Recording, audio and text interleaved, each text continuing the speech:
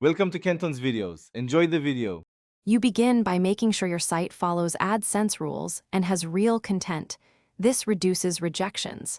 Next, sign into Google AdSense and add your site, then prove ownership by pasting the verification code in the header or adding the DNS-TXT record. Once done, allow time for verification. After the account accepts your site, generate the ad code snippet and prepare placement locations in your layout. This starts the ad serving process and prepares you to place real units. Now you create ad units and decide how they appear on pages. Choose responsive units to fit varied screens or pick fixed sizes like 300 x 250 for predictable revenue. Responsive helps mobile visitors.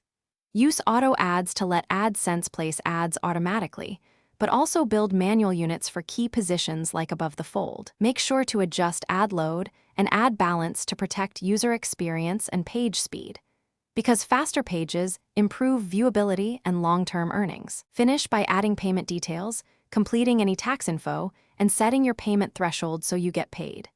Link Google Analytics and enable custom channels to track RPM and CTR. This explains what's working. Once you run ads for a week, review performance and run a/B placement tests, then iterate.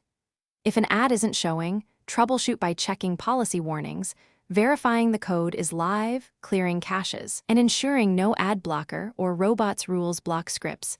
Fix the exact cause and retest. Thanks for watching. Consider subscribing if we helped you.